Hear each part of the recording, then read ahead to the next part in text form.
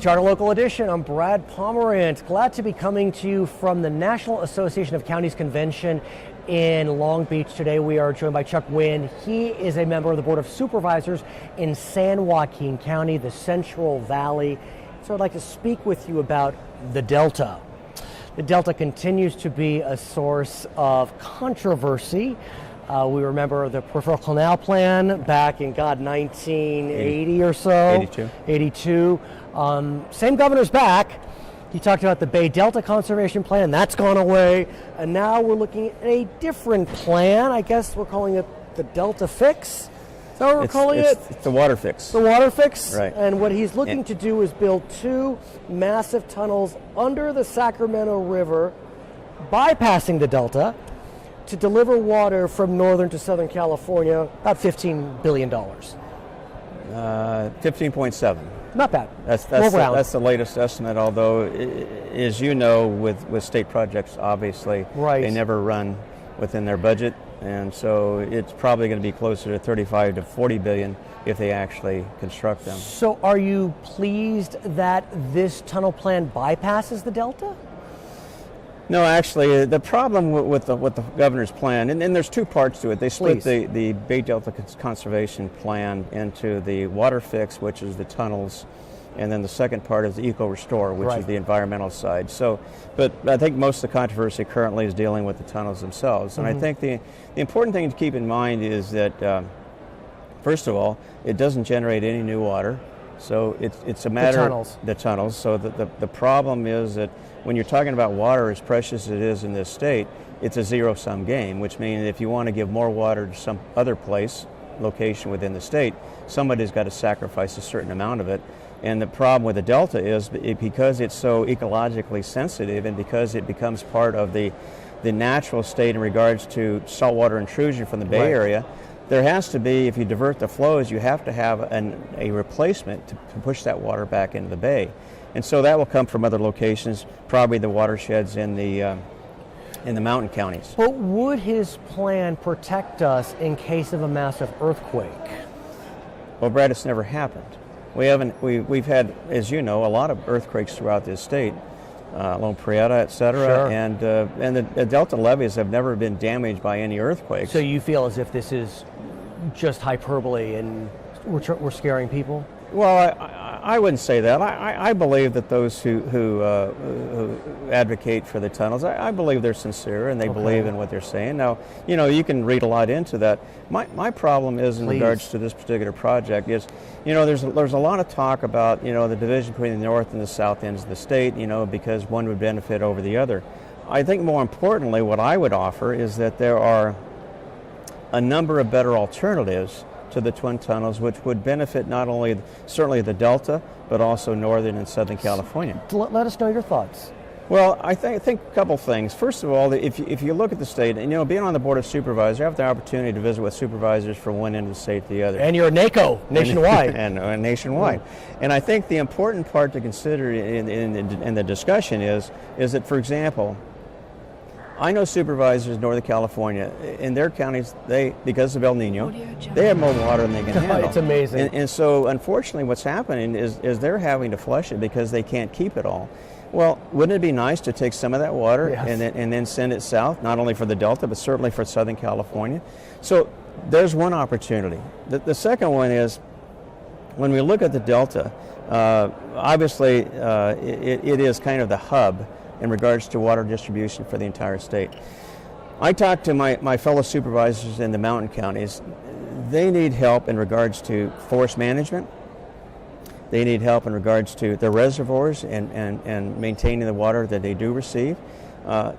In the forest management issue, for example, is that probably anywhere up to maybe 60% of the snow that we get doesn't actually hit the ground, because it evaporates. Because of the denseness of the forest, it stays in the trees, and then it evaporates, and then it moves back to the atmosphere, and then it goes south or east. East, right. Yeah, and so the problem we have is that if we managed our forests better, if we managed our reservoirs better, there would be more water to capture. What's also interesting, and I speak with folks about this, a couple of years ago, the voters were very generous in passing Proposition 1, which was a water bond billions of dollars. It was a 7.545. Right. 2.7 was dedicated to above ground storage.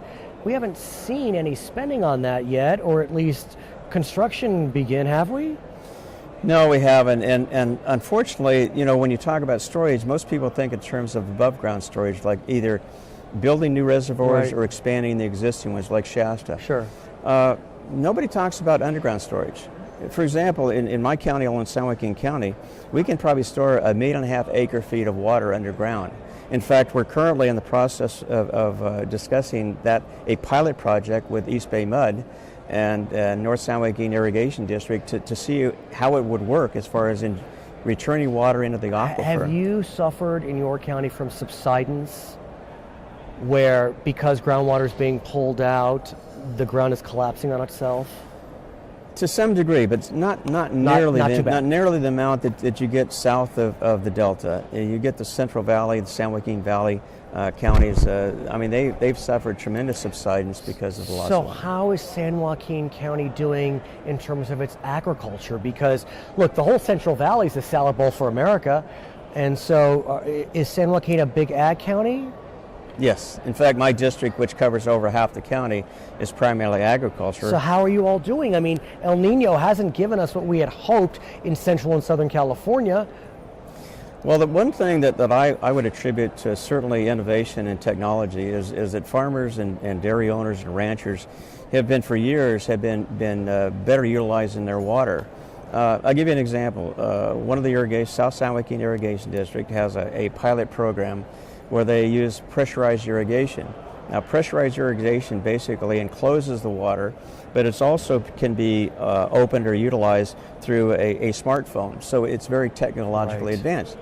But by virtue of implementation of this in about 3,200 acres, and they have probably a total of 60,000 acres in their district, but just that one area that they've tested, they've used probably about half the water they normally use, and yet they've increased productivity. So when you look at that and you talk about, you know, agriculture being our economic engine, about $3.2 billion just in our county alone last year. So it continues to rise. And it's interesting because during the mandatory water conservation measures, when they were implemented, there was a lot of anger directed at farmers. Why aren't you conserving? Why is all the pressure being put on us? What I learned through my work is that ag has been innovative. And I'm not saying that we all can't contribute, Right. but in the end, I mean, drip irrigation, there's been a lot of advances that have saved the state a lot of water through the efforts, the research and development of ag. Right. And I think, Brad, one of the misinformation that's been presented is it talks about agriculture using about 80% of the water.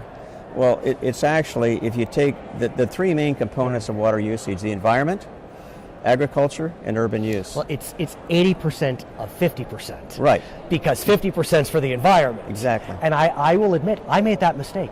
I would say that until someone corrected me, and then I'd research it. It's true. Right. It's 80% of what humans use. Right. And so, but again, I mean, even though ag is not the most profitable business in our state, it still employs a lot of people, and it is critical to our economy. Right, exactly. And I think one of the things that I look at in talking to my fellow supervisors throughout the state, and obviously Irrigation District, I chair a board of about 23 members with the work group included, and we're working on the Sustainable Groundwater Management Act. Yes. Okay.